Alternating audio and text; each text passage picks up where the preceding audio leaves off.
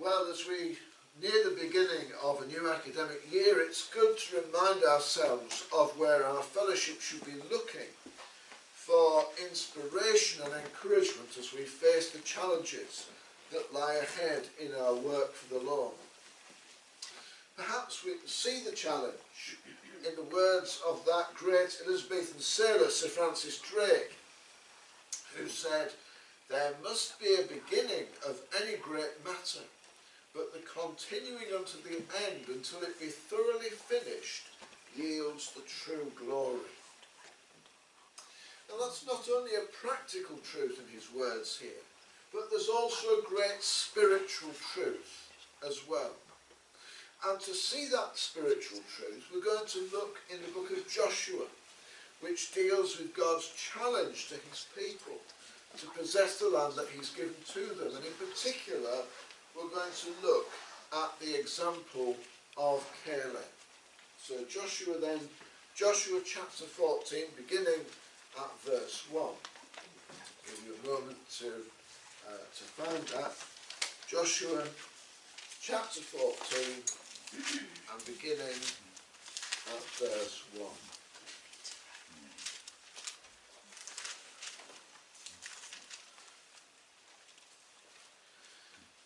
Now these are the areas the Israelites received as an inheritance in the land of Canaan, which Eleazar the priest, Joshua son of Nun, and the heads of the tribal clans of Israel allotted to them. Their inheritances were assigned by lot to the 9½ tribes, as the Lord had commanded through Moses. Moses had granted the 2½ tribes their inheritance east of the Jordan, but had not granted the Levites an inheritance among the rest, for the sons of Joseph had become 2 tribes, Manasseh and Ephraim. The Levites received no share of the land, but only towns to live in, with pasture lands for their flocks and herds. So the Israelites divided the land just as the Lord had commanded Moses. Now the men of Judah approached Joshua at Gilgal, and Caleb son of Jephunneh the Kenizzite said to him, "You know what the Lord said to Moses, the man of God, at Kadesh Barnea, about you and me. I was 40 years old when Moses, the servant of the Lord, sent me from Kadesh Barnea to explore the land, and I brought him back a report according to my convictions. But my brothers who went up with me made the hearts of the people sink. I, however, followed the Lord my God wholeheartedly. So on that day Moses swore to me, 'The land on which your feet have walked will be your inheritance, and that of your children forever, because you have followed the Lord my God wholeheartedly.' Now then, just as the Lord promised, he has kept me alive for 45 years, since the time he said this to Moses, while Israel moved about in the desert. So here I am today, 85 years old. I am still as strong today as the day Moses sent me out. I'm just as vigorous to go out to battle now as I was then. Now give me this hill country that the Lord promised me that day. You yourself heard then that the Anakites were there, and their cities were large and fortified. But the Lord helping me, I will drive them out, just as he said." Then Joshua blessed Caleb son of Jephunneh, and gave him Hebron as his inheritance.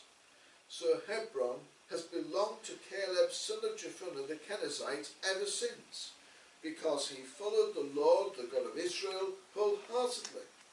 Hebron used to be called Kiriath Arba, after Arba, who was the greatest man among the Anakites. Then the land had rest from war.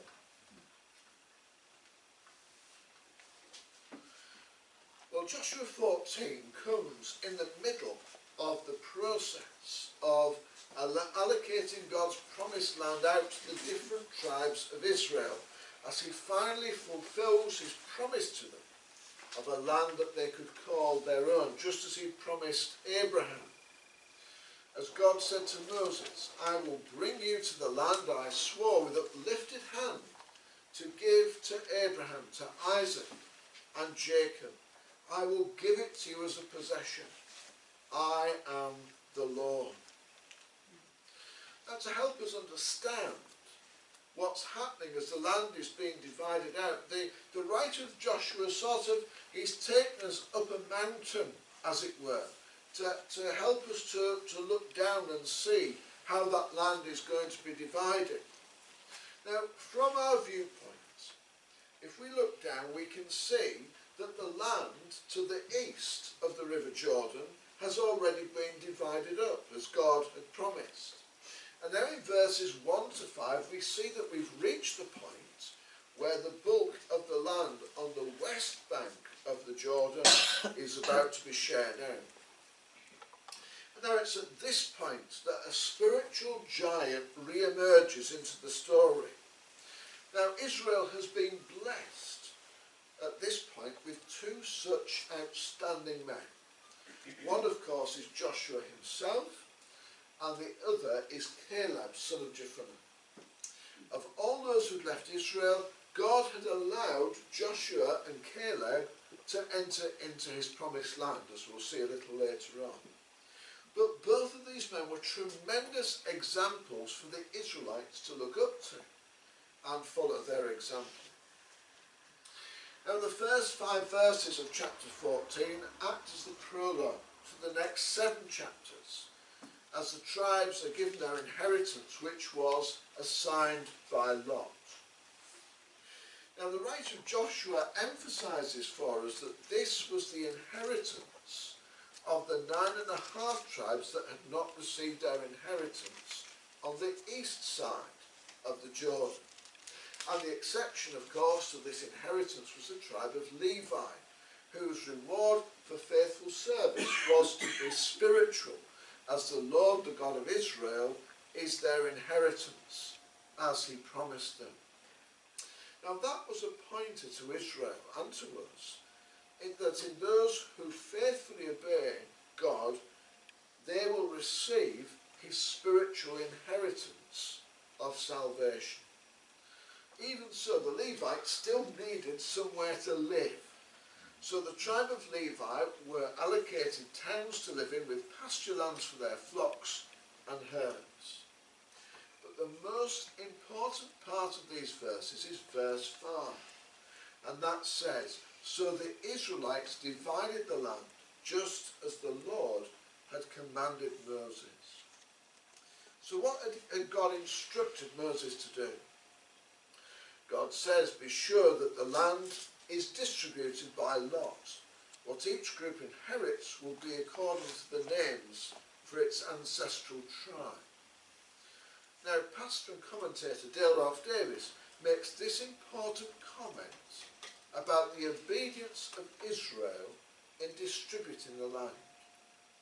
So he says, such a matter probably doesn't interest us much. It's only a note about obedience. But perhaps it suggests a useful correction. That obedience in the more prosaic, the more ordinary duties, is as important to Yahweh as in the more explosive, dynamic events. No command of Yahweh is ever trivial, and therefore all obedience is both necessary and significant. So why should the land be shared out by lot? Is God not a just God? Does he not want his people to be treated fairly? Well, this was God's chosen way of apportioning the land, and it was nothing like playing the lottery. The way in which this was done is described a little for us in chapter 18, and it's clear that drawing lots was a spiritual action. And as Joshua was drawing the lots, he was actually undertaking an act of faith. The allotment of land was not the luck of the draw, but was actually the will of God for each tribe. It meant that no personal or tribal prejudices got in the way of putting the tribes in the places where God wanted them to be. As Dale Ralph Davis says, there could be no end of complaint, quarrelling or discontent unless the tribes were assured that their lot was determined by the hand of God, that their territory was theirs by Yahweh's decision. So God was making absolutely sure in this process that not only was the land allotted to all the tribes, but it was allotted according to his will. Joshua was being completely faithful and obedient to God in sharing out the land in this way, and God never ignores those who work obediently and faithfully for him, but blesses them, as we're about to see. So as God's promise is about to be fulfilled with the land east of the Jordan being apportioned, in verses 6 to 9 we find ourselves in the camp of Israel with the tabernacle at its heart at Gilgal. And it's at this point that those from the tribe of Judah approach Joshua, and they're led by Caleb, son of Jephunneh. And as we're going to see, Caleb is a Bible hero who is really worth celebrating. And Caleb's come to Joshua to remind him of the promises that God made to him of a special inheritance in the promised land because of his faithfulness. And the faithfulness was demonstrated at Kadesh Barnea, and that's in Numbers 14, when Joshua and Caleb, along with representatives from all the other tribes, have been sent into the land of Canaan by Moses at God's instruction to explore the land. Now, 10 out of the 12 returned, and as Caleb now reminds Joshua, their reports frightened the people from entering the promised land. But Caleb had given an honest report, according to my convictions, saying that the land, which was everything that God had promised them, could be taken, even if the people who were living in it were fearsome, because Yahweh was with them. Caleb had said, "Do not be afraid of the people of the land, because we will swallow them up. Their protection is gone, but the Lord is with us. Do not be afraid of them." Now Caleb trusted God completely, even in the face of the rebellion of the people of God. He and Joshua stood firm. Now the reason for this, the reason for Caleb's fearlessness in confronting the people of Canaan and Israel in rebellion was because, as he said, "I followed Yahweh my God wholeheartedly." Now that's something that was so important that the writer of Joshua notes it down 3 times in our passage, in verses 8, 9 and 14. And because of that faithfulness, Caleb has been promised through Moses that the land on which your feet have walked will be your inheritance, and that of your children forever, because you have followed the Lord my God wholeheartedly. And now Caleb is coming to rightfully claim what God has promised to give him. He is standing on the promises of God. Now in verses 10 to 12 we can see that Caleb was something of a pensioner plus, because even though he'd reached the age of 85, he was as determined as ever to follow Yahweh wholeheartedly. There's hope for you yet, Terry. I deliberately used Yahweh instead of God there because that's the personal name of God. And Caleb certainly knew Yahweh personally. It's because of his age that Caleb understands that God has preserved him, while his generation of Israelites, apart from Joshua of course, had died in the desert, so that he could take up his inheritance in the promised land.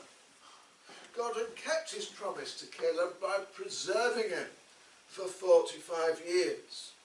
But he had been preserved for a purpose, to possess and to inherit the land that God had called him to, as God says. But because my servant Caleb has a different spirit and follows me wholeheartedly, I will bring him into the land he went to, and his descendants will inherit it. That's quoting Numbers 14 there. So now Caleb wants to act in obedience to God and fully take possession of the land that God has given him. Humanly speaking, that's not a simple task. There are obstacles in the way, as Caleb himself points out in verse 12. And he says to Joshua, I'm quoting the New Living Translation here, "You will remember that as scouts, we found the descendants of Anak living there in great walled towns. But God has equipped him for what lies ahead. Even at age 85, his physical strength remains undimmed. He can say, I am as strong today as the day Moses sent me out. I am just as vigorous to go out to battle now as I was then." Well, don't many of us wish that we could say that? But more important than Caleb's physical strength, and this is an encouragement for any age group, is that his spiritual strength is just as strong as 45 years earlier. In fact, his spiritual strength is clearly the source of his physical strength. He is relying completely on God. Caleb goes on to say this, and this is verse 12, and Dale Ralph Davis translates it like this: "Perhaps Yahweh will be with me, and I shall dispossess them as Yahweh has promised." Now, we should stress here that that's not the perhaps of uncertainty. It is, in fact, a measure of Caleb's faith in God. God is free to act in the way that he pleases, but Caleb trusts him to fulfill his promises. Just as God has kept him alive to possess the land that he's promised him. Now, the massive problem of the Anakites was still there some 45 years after Caleb had originally entered the land of Canaan, but he trusts in the God who made those certain promises then to use him as the means of driving them out of their fortified cities so that he can possess the land he was promised now. In verse 13 we read that Joshua blessed Caleb son of Jephunneh and gave him Hebron as his inheritance. Now it's important for us to remember what to bless someone means, because it's not just a nice formula of words that religious people say at the end of a service, but it is a real desire that people will be equipped to fulfill the work that God has for them, and that God would provide everything they need to carry this out. Now clearly this was true of Caleb, as we see from verses 14 to 15, because even though we don't get the blow-by-blow account of his taking of Hebron, the writer of Joshua indicates to us that this was done. In verse 15 he says, "So Hebron has belonged to Caleb son of Jephunneh the Kenizzite ever since, because he followed the Lord the God of Israel wholeheartedly." The mightiest of the Anakites was dispossessed by the God of Caleb, and this mighty man of God took their place as he trusted in God's promises and accomplished the work that God had for him to do. Now the wonderful thing about God's promises is that they're not just available for some Israelite leader who lived a very, very, very long time ago, but they're available for all people in all times. Even in our own time, when those in power who make promises to us seem unwilling or unable to keep them, we can guarantee that God will always keep his promises. Even for those who may not have a relationship with God, there are still promises that he has made which are for you to put your hope and trust in.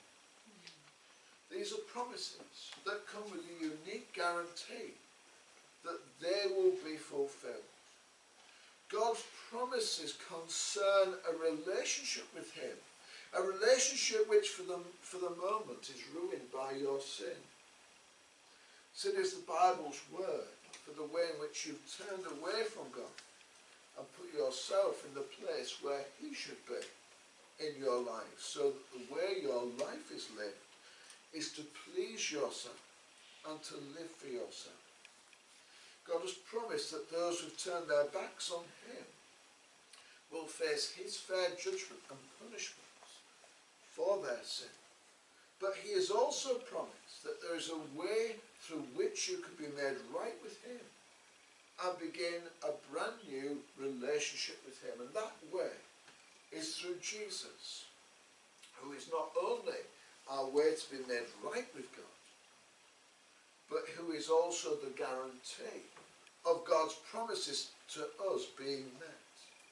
Jesus is the only one who can ever put right the wrong of our sin before God.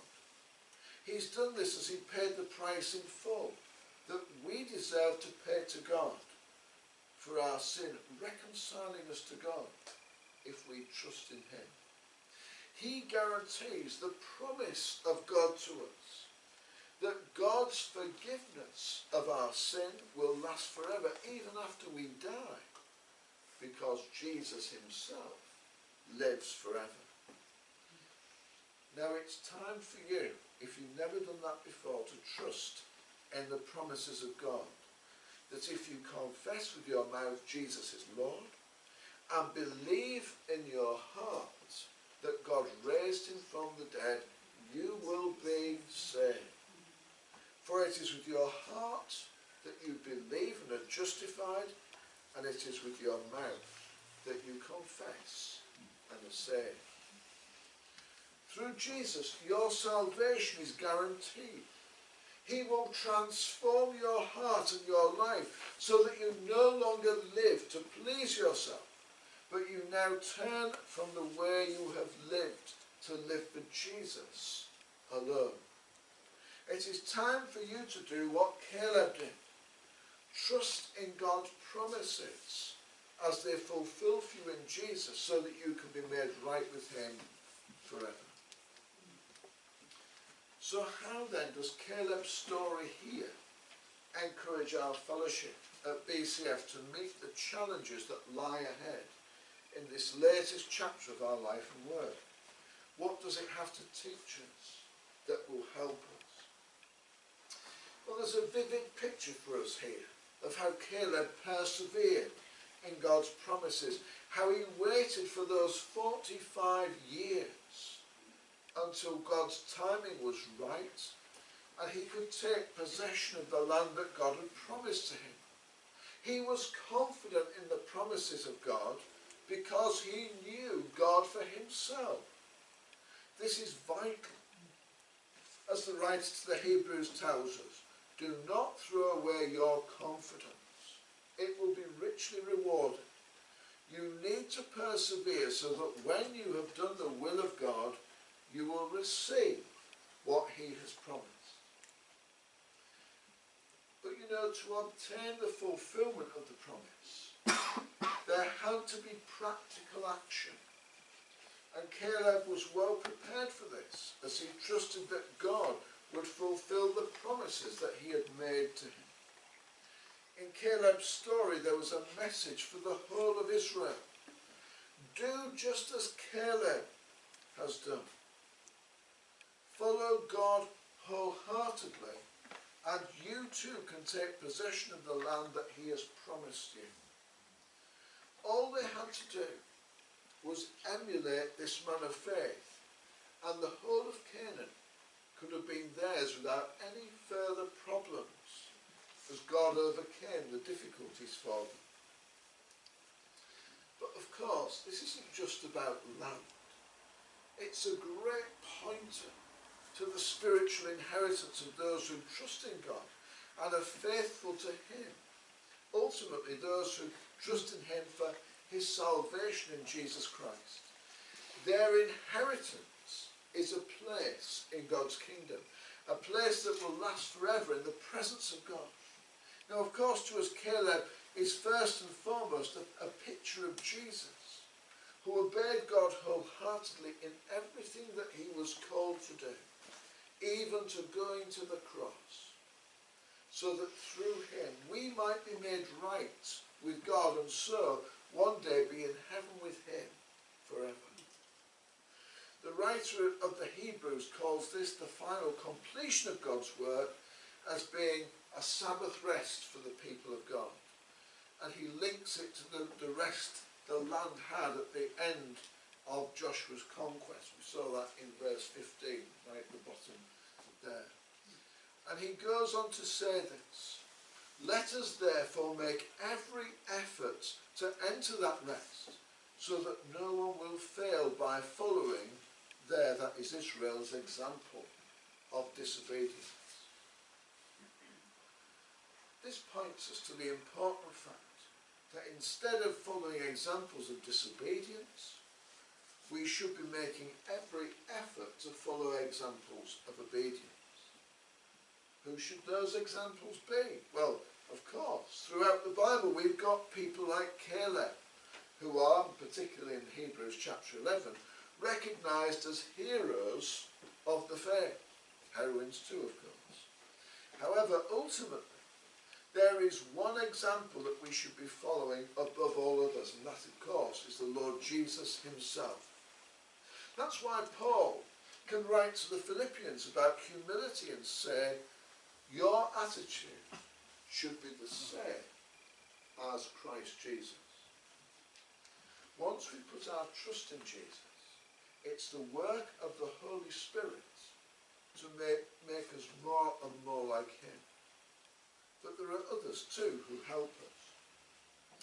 In writing to Timothy, Paul instructs him, and the things you have heard me say in the presence of many witnesses, entrust to reliable men who will also be qualified to teach others. Now what Paul is saying here is that the message of God's good news of salvation through Jesus Christ must be passed on to those who will faithfully proclaim the message and live it out. And that's a challenge for every Christian, whether they are leaders in a particular church work or not.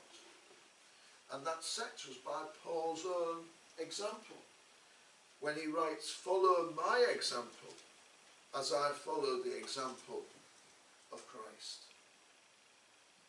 How many of us, if we're honest, actually want our lives to be scrutinised in this way by non-Christians, or even other Christians for that matter? But this is exactly what God calls his people to. Caleb showed an example of faith for the other Israelites to follow. He stood on the promises of God. He persevered as he waited on God's timing and was prepared to take practical action, trusting wholly in God's grace to make sure that those promises were fulfilled.